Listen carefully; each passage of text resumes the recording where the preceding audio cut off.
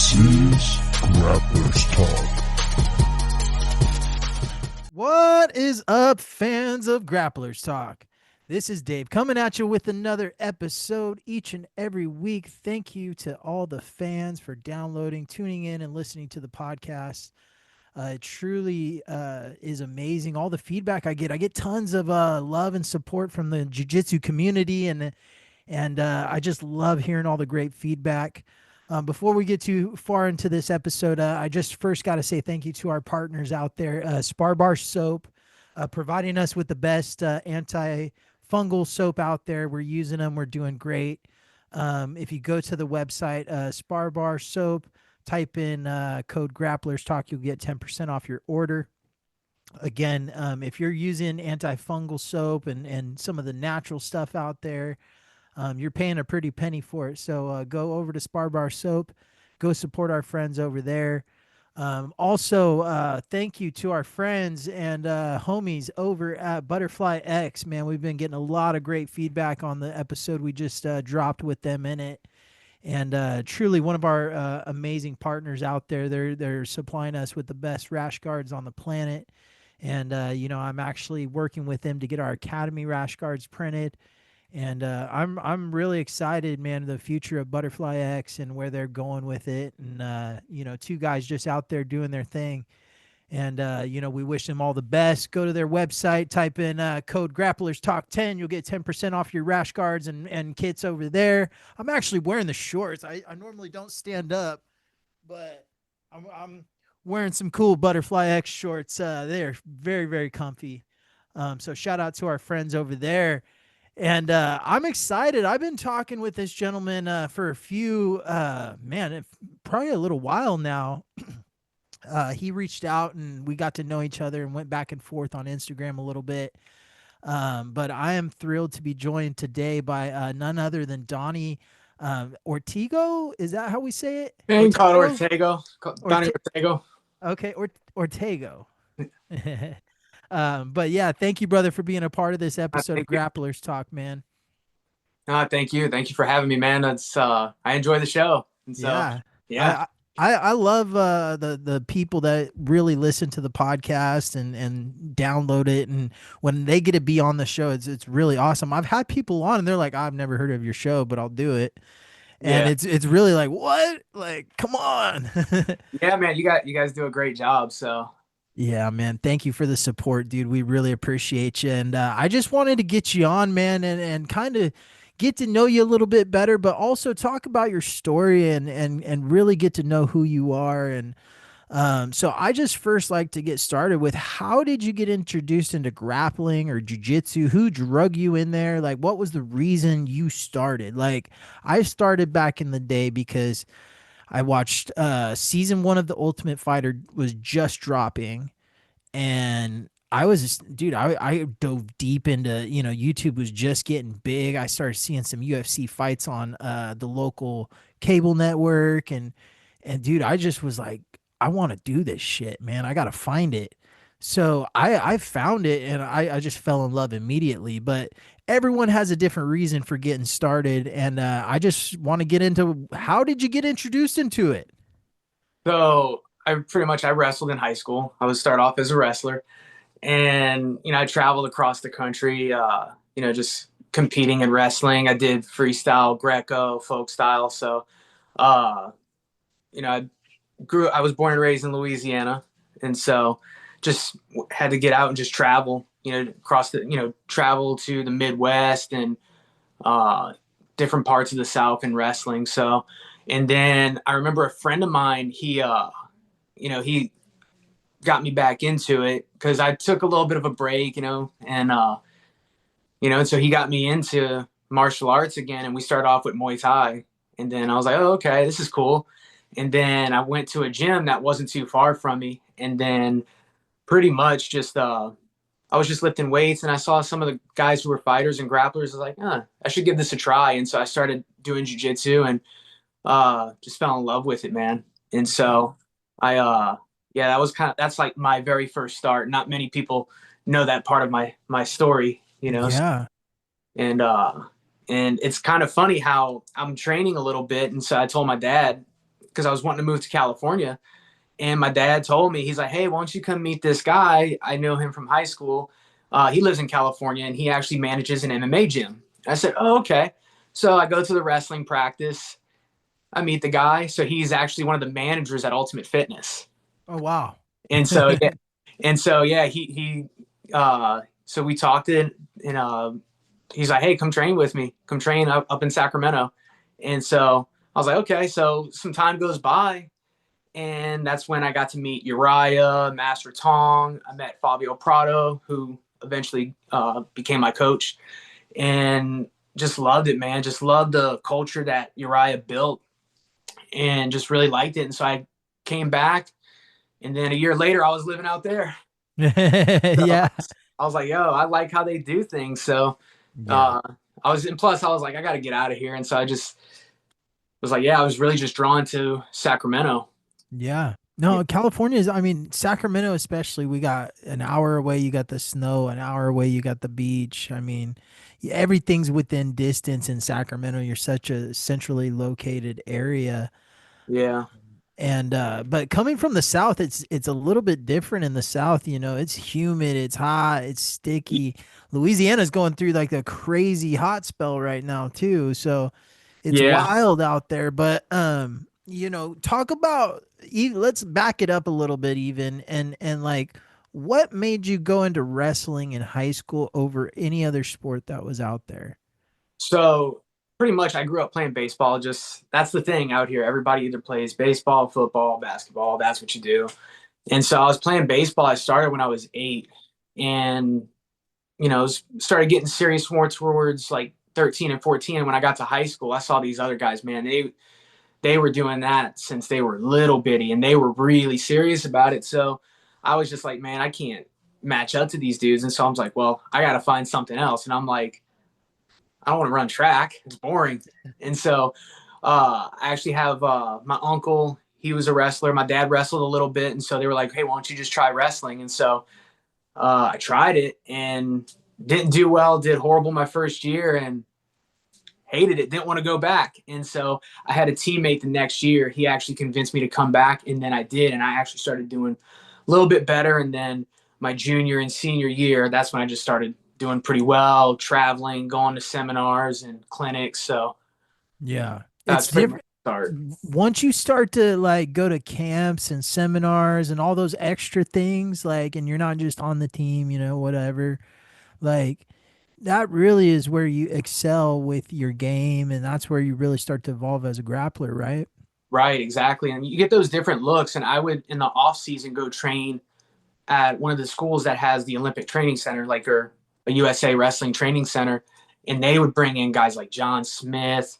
My wrestling coach, Rob Herman, he actually coached Dan Henderson, Chael Sonnen. Wow. He coached Randy as well. And he would come in 3 times a week to come teach Greco. And those practices were probably the hardest practices in the freestyle practice. Oh, yeah. You feel like when you get slammed, it's like you feel your intestines move and your nervous system kind of resets. You see, Yeah. but they were also fun at the same time. So Yeah, that's very cool. So, getting to California, getting introduced into a place like Ultimate Fitness, where you got world class athletes, world class coaching with Fabio Prado, with Uriah Faber, and all the different coaching guys that he has built there. I mean, that gym has literally evolved and gotten better and better, and they produced some pretty amazing champions with T.J. Dillashaw and Cody Garbrandt and Uriah in his own right. You know, guys like Clay Guida eventually came there, but did you ever get the itch to like get into mixed martial arts, being around those guys so much? yeah, actually, I did do a couple of MMA fights, and Yeah. it's funny. My first fight, I got to fight for Gilbert Melendez, and I got to fight in Vallejo at Six Flags.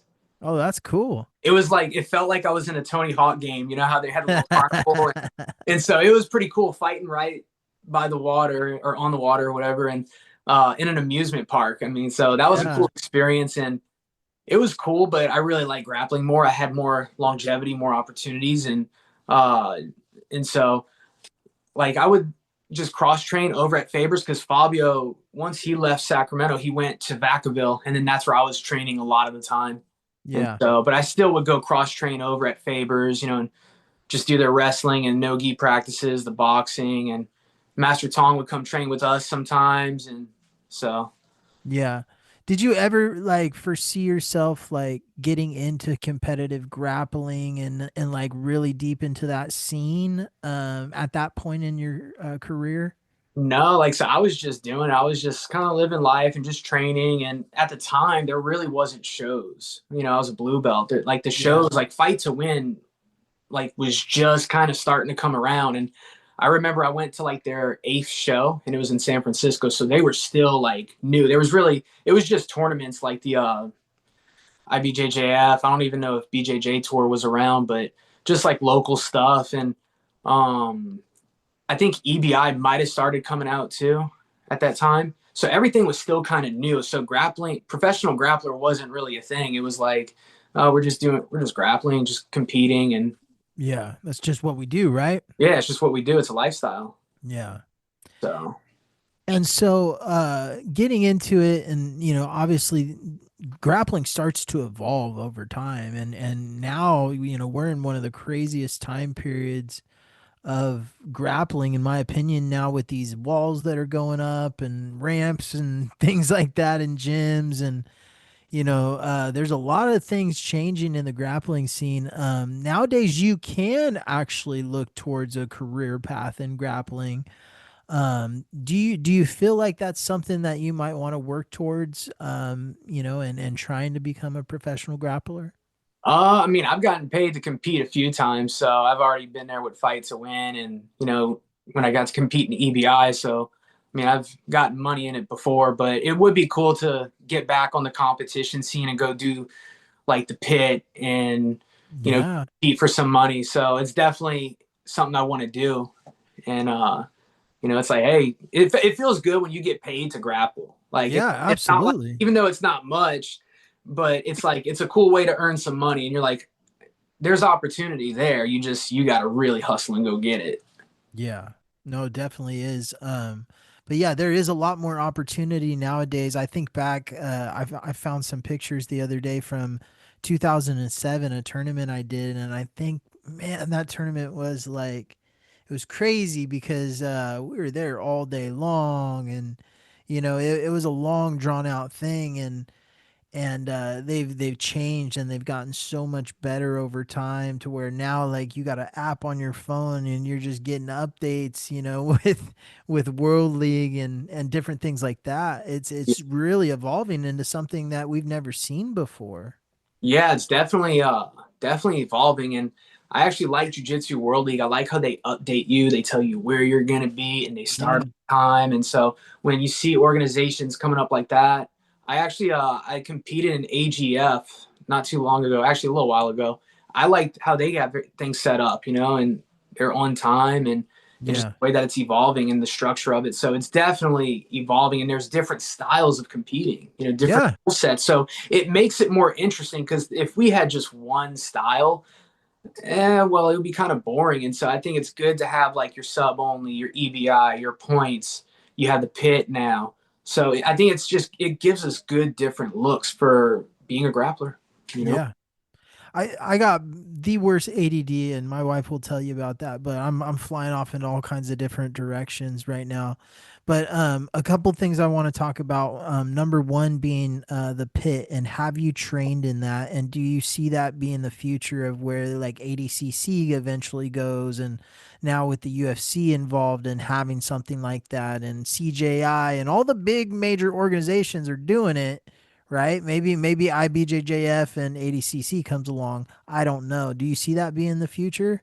I definitely see it being in the future. I don't see it leaving. Just because it's you can do a lot with that wall, Yeah. and you're not going to have those resets, like where if you're on an elevated platform, which I still like the elevated platform too, but I also like the pit. So I think it's definitely something for the future of the sport, and so I haven't tried the pit yet. I haven't really been training much, but I definitely want to try it. It just seems like it's fun. I see Yeah. all these videos on Instagram, and I said, man, dude, that looks just like a lot of fun, And Oh, dude, they look like a blast. And what it does is it forces you into an offensive wrestling position, right? You can't right. back up and defensive wrestle for forever, right? Eventually you're gonna hit that wall and okay, now now I gotta move, right? Yeah, and that's the thing. You can, even if you're backing up, if they're coming forward and they're starting to walk forward, you can take their momentum and kind of like El Toro, like just like the bull, and throw them right into that wall. So Yes, sir. it's Yeah. both ways. You can cut him off into that wall, or you can bait him in. Hey, come on, let's go, and then you can throw him into the wall and then turn it against them. Well, and how much do you think we see guys like Andrew and William Tackett, and then they were early adopters of building a wall in their gym and putting one in there and being able to train with that wall and now Tackett's done BJJ UFC with the walls. He's done CJI with the walls. So it seems like that's like his thing. Like he's doing well with it. He knows how to use the wall. He's an experienced guy with the wall compared to some guys who have never done it, or maybe they're gi competitors or IBJJF competitors that really have never had a chance to.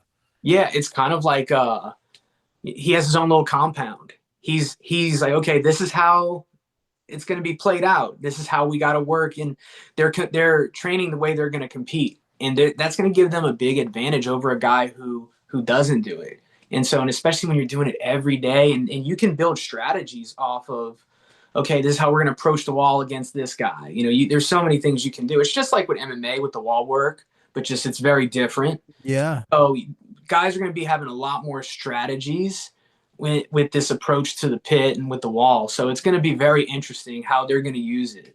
Yeah, the last thing we need is Rotolo brothers getting crazy and putting a wall in their house or putting a wall in Andre Galval's gym or whatever they're doing, right? Those Yeah, kids are already so innovative. Like when they're rolling, like how do they think like that, right? I just think it's the creativity. It's, I guess, that artistic side of them, and just all about growing the sport. Those guys they're innovators, and so they're always finding new ways, to Yeah, see how they can grow the sport and how they can get better. And so, but yeah. I like the wall though. I think it's great for the sport. Yeah, I think that we're only seeing the beginning, and I was watching something the other day, just like, okay, this. I don't think it's going anywhere. Like you said, like this is like the introduction to it. We were a part of the early days, and now we just got to accept that there's going to be a lot of tournaments with walls. Yeah. So I think a lot of gyms now, it's like, all right, have a section where it's just the wall, and Yeah. I think it's good though, man. And so, like I said, it just makes everybody like step it up now. It's like, all right, we want to make this sport grow. Let's step it up. So Yeah. Yeah. What now with UFC being involved in jiu-jitsu, obviously, I feel like it's a win-win for everybody, and having them a part of it just kind of makes everyone step the bar up. Yeah, Craig Jones may be pissed off, but it seems like the bar has been set to a certain standard now, and yeah. Yeah, definitely. But you know what? Craig got it from karate combat, and yeah, so he can't really be too mad. He should take it as a compliment. That's what I would say. Like, it's like, hey, we're gonna use your idea, and uh, it's definitely, it puts more eyes on the sport, and it's just gonna only grow from here on out. So I think it's great marketing for the sport. So yeah. Yeah, I think that I agree. It's definitely good eyes for it. The UFC can attract some big sponsors behind it, and I know they got like Hayabusa or whatever, and they got a couple of them out there. But eventually, I see big brands wanting to get involved with the jiu-jitsu game with the UFC being there, right? yeah, I can see that. It's just like with you look at skateboarding, look at like Nike and Adidas, they all came in, and because those sports got bigger. And now you look at jiu-jitsu, man, it's just taken off, and it's just a matter of time before they start making their own rash guards and shorts and starting to try to come in. So it's just Yeah. a matter of time, in my opinion. I think of it like this, right? If you look back and watch season one of The Ultimate Fighter, even season two, look at the mat like in the octagon, right? And it's completely blank. Hmm. They got maybe one sponsor, maybe but I think it was completely blank, if I'm Yeah. not mistaken. And you look at that UFC BJJ mat, and it's pretty blank, right? Right. And that's where we're at with jujitsu right now. We're in about 2005 in the jujitsu scene, and we got blank, octagon in there. It's only a matter of time before that octagon's full of, Bud Light sponsors and big time, attraction. Oh, for sure. It's just waiting for the space to be filled, and so watch, you're gonna probably see a Monster Energy logo on there. You're gonna see, like you said, a Bud Light or whatever, Modelo or something. It's just a matter of time. Yeah. Yeah. And so we got CJI coming up. That's exciting. They're doing a different style of tournament this time. Not your typical bracket like they did last time.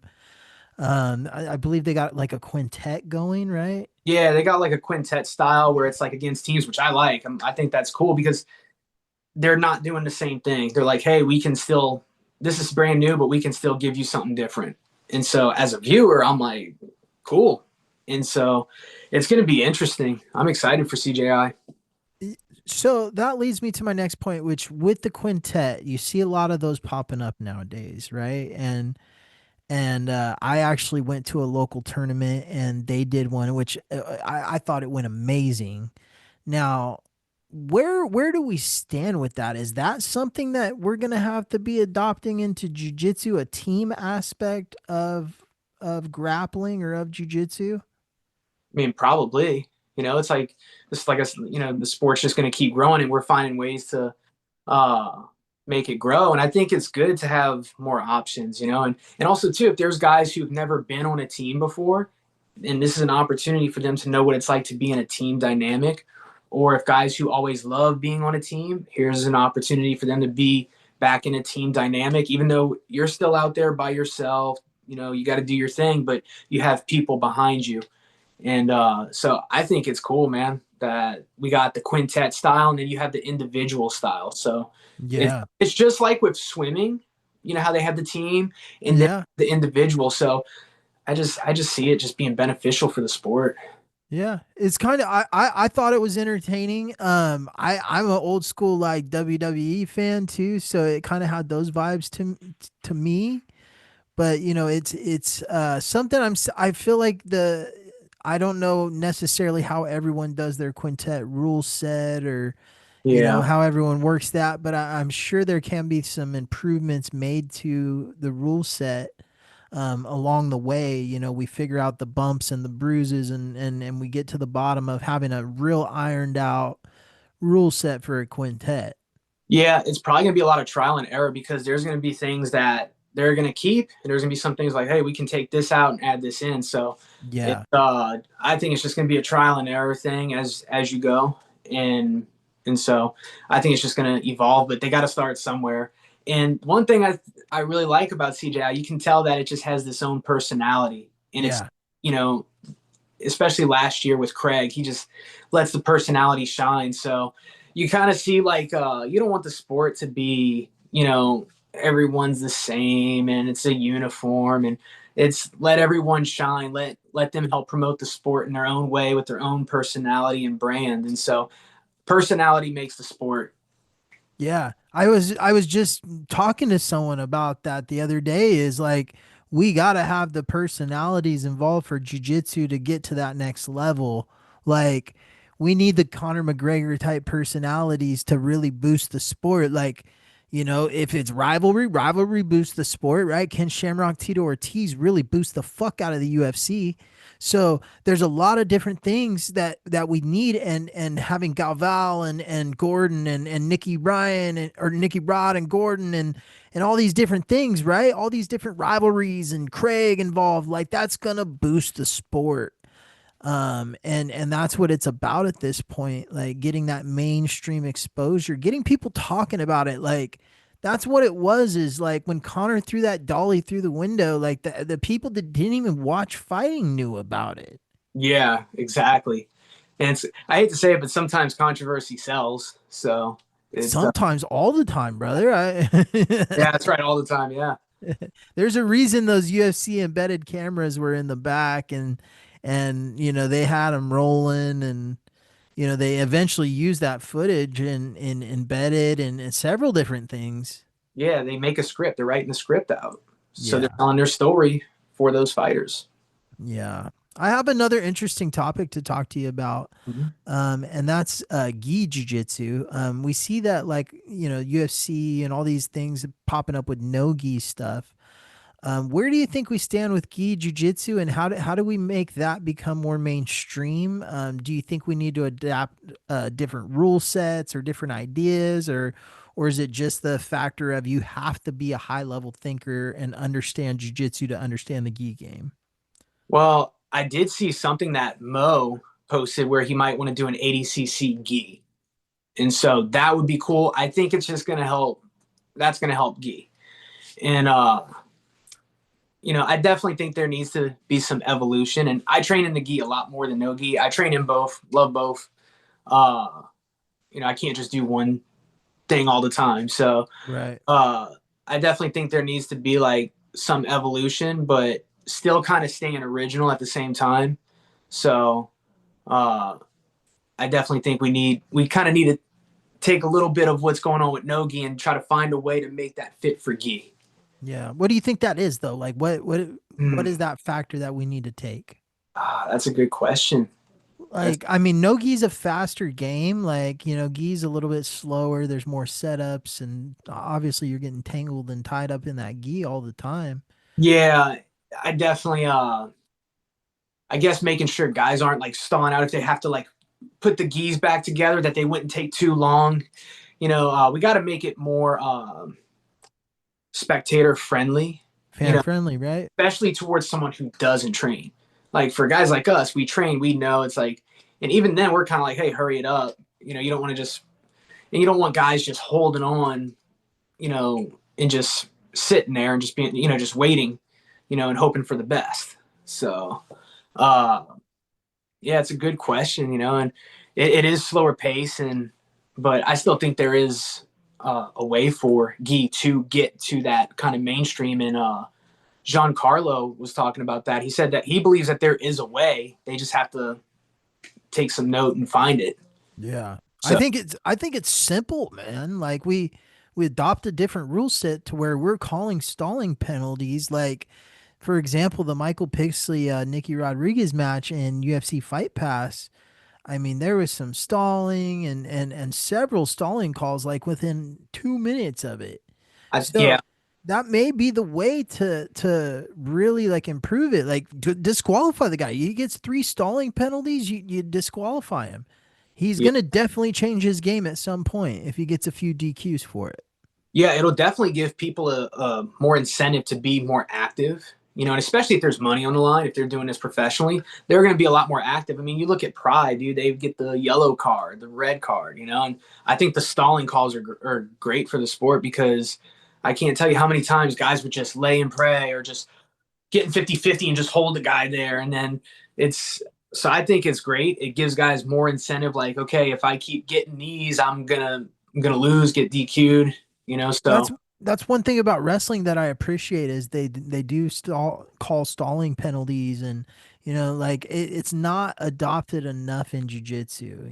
It's very rarely seen in matches, I feel like, but I could be wrong on this, but I feel like if we adopted that a little bit more in the gi game, then maybe we could cause these guys to create a little bit more, or penalize for guard pulling, or I don't know what the exact thing is, but we can definitely do something to make it better and more watchable for the everyday fan, right? Yeah, exactly. And also too, like, I don't know, some people would probably disagree with me and probably wouldn't want this, but I know like in freestyle Greco, if you push the guy out, you got a point.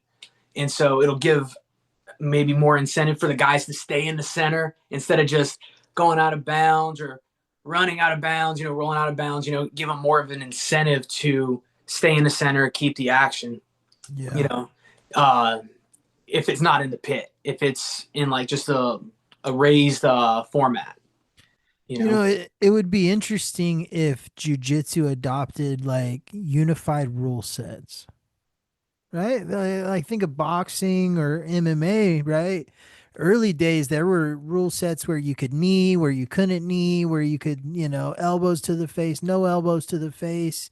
And then eventually everyone just adopted the unified ones. Yeah, So like if we had a board with like Hickson Gracie with all these top level minds in the game, John Danaher and Henzo and all Gordon, and Andre Gaval and they agreed upon a unified rule set for jiu-jitsu, how beneficial do you think that would be for the sport?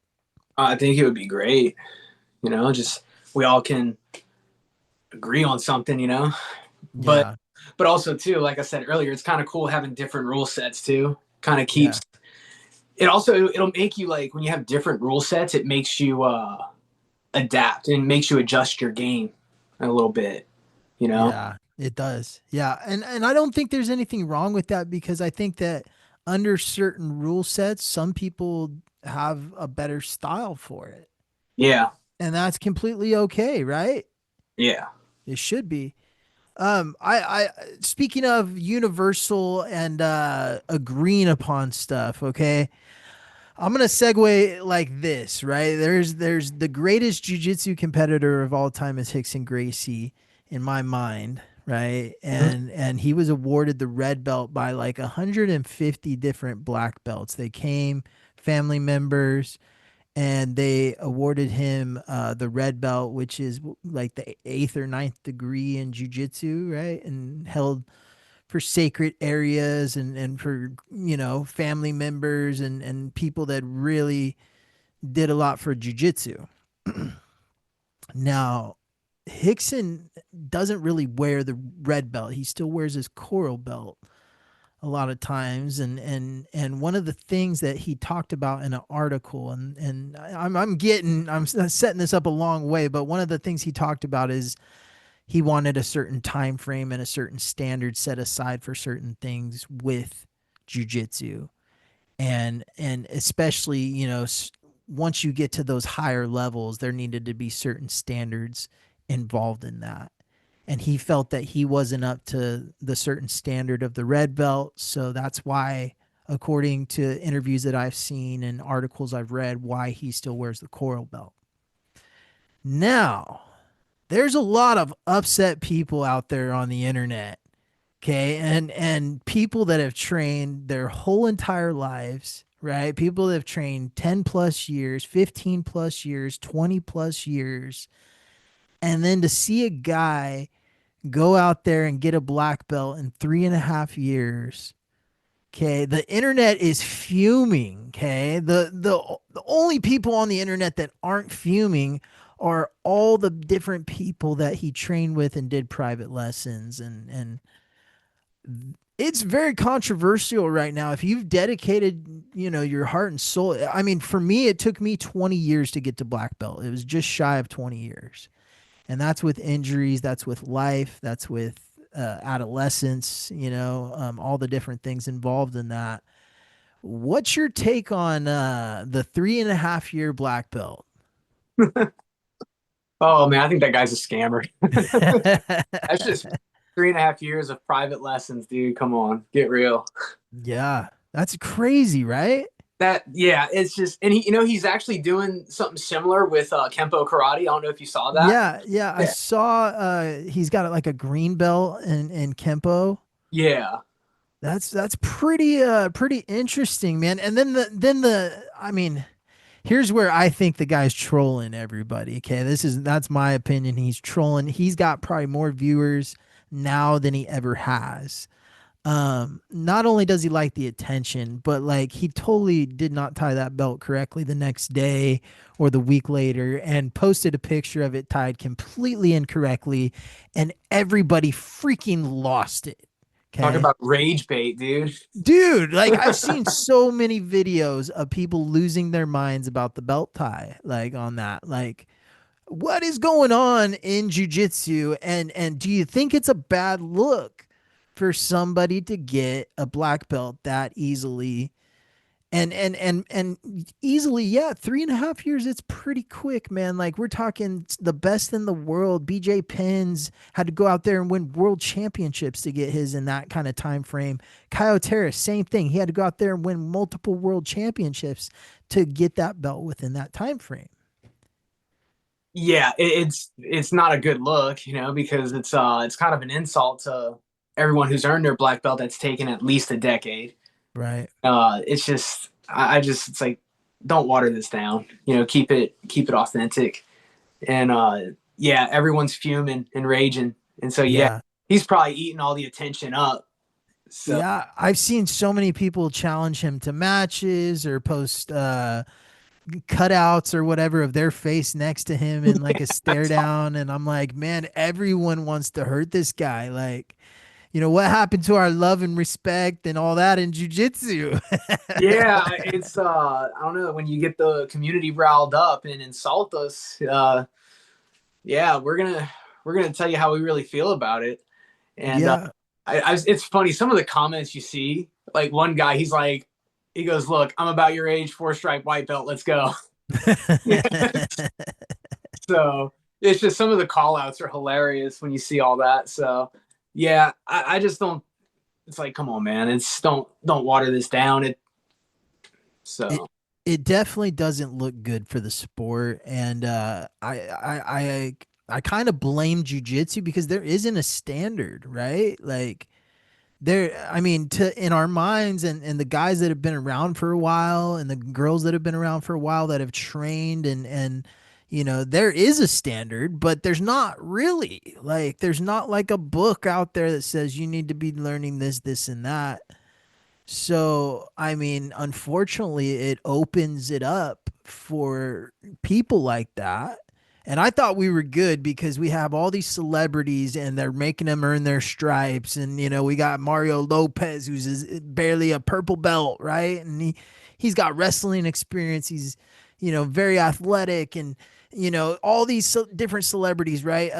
John Wick, he's a jujitsu star, right? yeah, you got Ashton Kutcher, Ed O'Neill. Right. But they have earned every bit of it, right? Ed O'Neill, it took him over 10 years, right? Of private lessons with the Machado brothers. So, like, that's a big difference, right? Like, is that where we're at in jiu-jitsu right now? That we're going to become a McDojo eventually, to where we're on every corner, everyone's a black belt, and that's it? I hope not. I hope not. It's you just, you hear stories of people who are like, they check in. Oh, they showed up this amount of times. It's like, okay, time for your promotion. It's like, man, for me personally, look, my coach, I think there's only like maybe 12 black belts under my coach. Yeah. And he's been teaching for a long time. And like, you have to earn that stuff, dude, because you're representing your coach's name, your academy, and the last thing you want is to be called a fake black belt or a fake Right. whatever belt, and so it's really about your skills, man, all the time you put on that mat, and I hope the sport's not going that road. Yeah. you know It's definitely a skill-based martial art, right? It's not a time-based martial art. You can't go for 6 classes and mark them down, and next thing you know, you get a belt. Like, it should be, at least the standard that I hold, right? In my martial arts aspect, is it's a skill-based. You yeah, have to know how to defend yourself at that skill level, or else you're really setting yourself up for, failure at some point, right? right, yeah, exactly. And also too, man, like, the higher that rank, man, people are gunning for you, dude. They're like, hey, let's see what this guy's got. Yeah. If you've traveled around and you're a higher belt, like, dude, I've walked into academies at brown belt, and dude, like 5, 10 guys are looking at me like they're gonna rip my head off. Like, I don't even know you guys, you know? Yeah, dude, that's just how it is. It's like you're on not enemy territory, but you're on a different turf. So, Yeah. and that's why it's important to back your skills, man. You know, the belt is just 2 inches that covers your waist. The rest you got to protect. Yes, that's great. Great. Helio Gracie said that, I believe. Yeah. So, like, I mean, I'm sad that we're talking about this even, but hopefully we can correct this. And do you think that people should be allowed to hold some sort of rank like that in a private lesson only setting? No, I don't think they should hold in a private lesson like Derek Because Moneyburg. I think if you only train privately and you never test your skill level against anybody but your private instructor who you're paying, to me, like, I don't think you should even carry a rank. But like, I mean, I agree. who am I? You don't really know yourself. You don't Yeah. know you don't really know who you are. You don't know how you're going under that pressure. You don't know what it's like being in those really tough spots where you're like, I got to get out of here. And that's important. That's what builds you. That's what molds you is that fire. And it's good to go up against people just a little bit better than you and then people on your level. And then obviously people better than you, but you also still want to have people on your level and then people who aren't as good as you. So then you can start to explore jiu-jitsu and kind of open those different doors of how things work. Yeah, absolutely. I did a seminar with Hoyler Gracie one time, and that's something he brought up that I really held on to. And like, yeah, sometimes when you're training for a match, you gotta train with somebody that's less skilled than you, so you can really like put together the certain moves that, or a certain game that you're looking to play and actually be able to pull it off with confidence, right? It's a Right? confidence builder, but it also allows you to pull these high level moves off without getting stopped every single time, right? Mm-hmm. So he encouraged that, especially training for competition, which I thought was very interesting. And there's a lot of different ways to do it, and I think that it's important that you're ready for battle no matter what, right? You got to get tested, man. That dude hasn't been tested. Come on. Yeah, I don't get it. I at first, when the first post came out, I was like, okay, he posted a picture with like a list of black belts, right? We're talking Frank Mir, we're talking Glover, we're talking Leota Machida, we're talking Jake Shields, right? So it could have been any one of those guys that gave it to him, and then it was Jake. And so I mean, like, the whole internet just lost it, and then Jake came out and said something and defended him. And I mean, it's right now. I don't know where the jiu-jitsu community stands with Jake Shields, but I know a lot of guys in the community have endorsed this guy, and Yeah, and it's just kind of like when people do stuff like that, it's kind of like, well, it also with your brand and what you're about in your style of jiu-jitsu, it kind of makes it look like it's, how can I say it? Like it's like almost like it's not even earned, yeah, in a sense. I don't even know if that's the right way I can put it, but it's kind of like, oh, it's not that hard to go get a belt from this person or that person, because now the standard was just set the standard a little bit lower, actually. yeah, yeah. So yeah, everybody's just kind of like losing it right now over that. Yeah. The other thing people are losing their minds about too, this news just dropped this week, is Craig Jones has exited the B team. Now Craig Jones is a very interesting character. I love his satire, his comedy, everything that he does. I think he's putting amazing eyes on the sport, and part of the reason why it's growing to where it's at now. But do you think he can be somewhat of a distraction to a team, and a team that's trying to build a business, with him traveling all around the place and putting these crazy controversial videos out there? It kind of it puts a weird dynamic into your gym, as a gym owner, right? Yeah, it's definitely, it can even though it's like, look, press is press, good or bad at the end of the day, but it can be a distraction. And so I mean, Craig's done an amazing job, dude. And his personality's hilarious. Like, Yeah. but yeah, and it's also like when you have a team it's just, and you're trying to get things done as a team and you kind of have all this other stuff going on. It's like, remember, you got to focus. Money's on, we're trying to compete for money. We're trying to compete and, our brands are on the line. And so it's, yeah, I mean, you have all that stuff going on. It's going to be a lot harder to focus over here, especially when your gym, like the whole world has their eyes on you. Yeah. So. Yeah. There's a lot of focus on the B team right now. And, especially with Craig leaving, there is even more focus on them and kind of where everything stands. I know Gordon's come out and said a few different things, and they've kind of gone back and forth. And I want to know this. I know the UFC, I heard a couple things that they may be in talks with Gordon and Nikki Rod over coaching a season of UFC BJJ. If that, like, first of all, do you even see that happening? And second of all, if it does happen, that means Gordon may be coming back. Do you think that's a possibility? I think so, because you got two rivals, the rivalry. And so, there's history there too. They were on the same team. The UFC can market it that way. Like, oh, they used to be teammates, then they were competitors. Now they're just, here's an opportunity for them to go head to head as coaches and then eventually, compete again. So that would be cool to see that. It definitely will give more spark. And especially the beef is real too, man. They don't like each other. Yeah. And so when it's real, like, it sells, like real sells. And so that would be cool that those two go head to head and scrap it out. So yeah, I'm excited to see if the UFC, if anybody can make it happen. I feel like it's the UFC, right? The UFC's got the best negotiators. It sounds like John Jones is coming back because they're fighting at the White House, and a lot of things going on, man.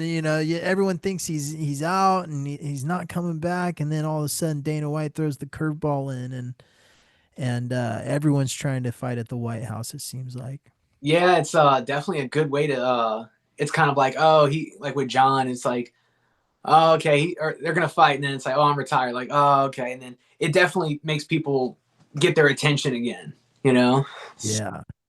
But those White House fights would be pretty cool to see. Hey, I will say that's history right there. That's crazy history. And we'll look back and be like, what in the hell happened? But it's wild to really think about. But if the UFC can pull off a fight at the Sphere, a fight at the White House, and opening up a boxing and jiu-jitsu organization all within like this short time span that they've done, like, there's no stopping them from anything, right? Oh, dude, it's just gonna just keep blowing up, man. It's just gonna keep getting more and more popular. Yeah. So Where do you see your career going? Do you have any matches that you want to get down the road or anything like that in the future? yeah, I want to get back competing, and because I went out to Santa Barbara and I got to go compete. My homie Bill Cooper brought me out there, and I was just doing a couple of seminars. Like, hey, dude, why don't you go compete? And it was actually my black belt debut. Yeah. And I didn't compete for like almost 3 years. That last competition was Arte Suave 2 when they started. And so I was like, yeah, I'll go. And so I went and competed, picked up right where I left off, man. Just the mental approach. Right. That's enough. I wound up winning both my no-gi, the division and the open. And just my approach to competition, it's that, how Dominic Cruz says there's no such thing as ring rust. Yeah. There's no such thing as mat rust. It's all mental.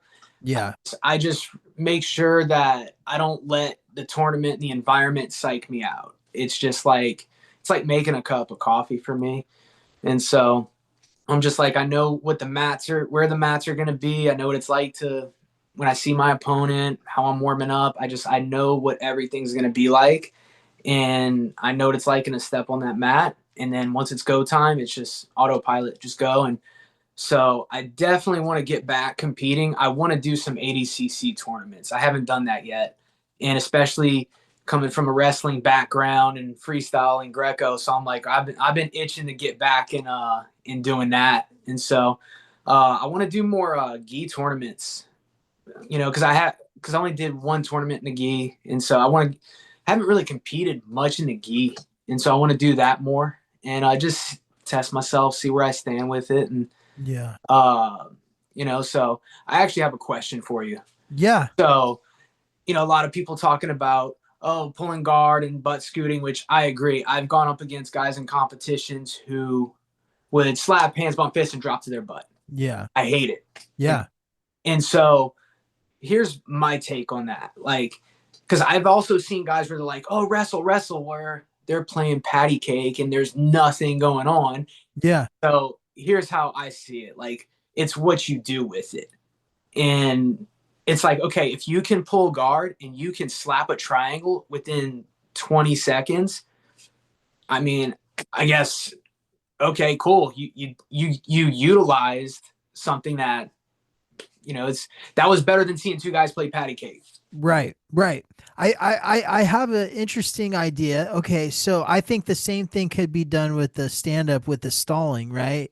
If you got two guys that can't take each other down that are just playing mercy grips the whole time or some stupid shit like that, then you call them for a stalling penalty and you start them on the ground. That's my thought behind that. But yes, I also agree with what you're saying. With the fact of it does matter what you do with it. Mikey Musumeci, he can do that and be inverted and have your back within seconds, right? But then some guys will do it and sit there the whole round and do this like guard prevention thing, like where they won't let anybody pass and they just stay in this like preventative measure, right? And that gets annoying. It gets like, okay, like I don't want to see somebody just trying to pass the whole time. Like let's keep the action, keep the pace going, right? Yeah, because I've just seen like on social media how some people are like against guard pulling and all that stuff, and rightfully so. When you're seeing like just that guard, they pull guard and guard retention, and they don't let you pass, and it's just, yeah, I'm against that. But if you can pull guard and slap a triangle and arm bar, or you can sweep them and then go start working from there, I'd say go for it, whatever works, and just keep the fans entertained too. Yeah. Don't bore us where we're like, oh, let's go to a concession stand, Yeah. So The other interesting thing too, I think, is if you do take like a guard pulling approach and you sit there on the ground and it's a very boring match, nobody passes, you're just stalling to prevent him from passing the whole time. I think the person on the bottom loses.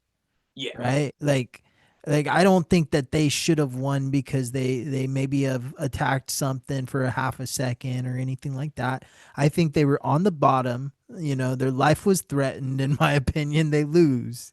Yeah, just because they engaged first, it's like, right. What did you do? I Yeah. can't see how many times I would see a guy who pull a guard or go into 50-50 and just hold them, and then when they get the advantage, and then they just pound in their chest like they did something. And I remember one time, dude, it was at Copa Poggio out in when it was in Vacaville, and I helped set up that event. And this one guy was in the gi, and he was just held in 50-50 the whole time. And so I'm like, I started yelling in Portuguese, like boring fight. So I don't want to see that kind of stuff, man. It's yeah. So, yeah, I'm with you on that, man. Like, we definitely got to fix it, and we can do a lot. I think we're just like so stuck in the gi game of like, hey, we got to play by these certain rules. Like, let's get innovative with it. Let's come up with the new rule set in the gi. I love the Arte Suave organization. I can't say enough good things about my friends over there, but the Arte Suave organization does like all submissions legal in the gi, and it's submission only, like, and brown and black belt, like, dude, you got heel hooks, you got whatever you want, bro. Like, you're a brown or black belt, you should know what you're doing at that point. Yeah. And so I like those types of rule sets that are coming out. I wish we would see a little bit more different gi style rule sets, like a quintet in the gi. That's interesting, right? Like, yeah, we got to mix it up. So man, it's been awesome talking to you. And I just always like to give our guests just a few minutes to kind of shout anybody out and, kind of give any love to any sponsors they may have. But first of all, thank you for taking the time to be a part of this. And truly, it's been awesome getting to talk to you about some of these fun different topics and getting to know you a little bit more. And you've always been a big supporter of the show, and we just appreciate you. But go ahead, take a couple minutes. The floor is yours. All right. Yeah. Thank you again for having me on. And just just want to give a shout out to my mom, my dad, my family, just supporting me all these years, because living 2,000 miles away from them and only seeing them a little bit of time. So just all their support. And then I got a few places I got to give all my homies up in NorCal a shout out, give my boys AJ, JB, Mark, Hector, Mike, Logan, my boy George, the Point Arena crew, Team Alpha Point Arena. And those are my homies right there. And then I got my boys in the 805, Bill the Grill Cooper. Yeah, Bill the Grill's a good guy, man. I really like that guy. Dude, he's awesome, man. And so I'm trying to go back out there and go do some seminars and hang out with him. And his son, Dorian Cooper, the underground training facility, Diego and Flea. Give a shout out to my homies up in the 209. I'll be back out, try to be back out there soon. And then also to my friend Chance Bro. He helped me with my leg lock game a lot, and thankful for him. Gave me an opportunity out here to share my style with some of the guys here, and then my buddy Steve. So, and just shout out to my coach Fabio Prado and Uriah Faber, just being a part of their culture and just what they built, and just for me to be a part of that and to establish myself as a grappler under their style and teaching. So yeah. Yeah, man. It's truly been an honor getting to know you. Thank you again for being a part of this episode. Fans, don't forget to tune in each and every week. Like us on Instagram, Facebook, all that fun stuff. Subscribe to our YouTube channel where you could watch video episodes of the podcast. We're growing. We're going to put out some more content. Be looking for us at the Arte Suave event, August 8th or 9th, I believe, in Stockton. We're going to be doing some interviews out there, hanging out with the Arte Suave crew. But come say what's up to us. Ask me for a sample of Spar Bar Soap. And once again, thank you to our sponsor, Spar Bar Soap. Go type in Grapplers Talk for 10% off. And then also thank you to Butterfly X.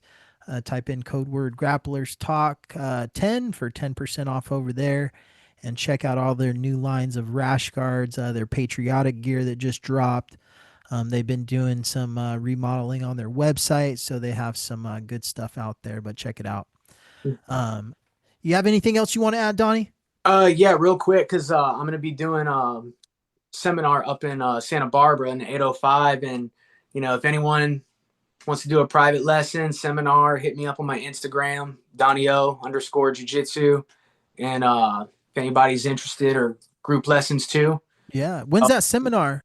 I don't have any set dates, but I'm looking at September for Santa Barbara. And so I'm actually going to plan on being in NorCal for about a month. Okay. Because I just want to go hang out with my people. And yeah, I got mad love for NorCal, man. It's my second home, and miss it a lot. Love the culture there, and the fight culture. There's none like it, man. So. Right. Well, when you're in town, man, you'll have to stop by the Grapplers Talk studio in Stockton and come say what's up to us. Dude, definitely. I'll definitely let you know when I'm in town.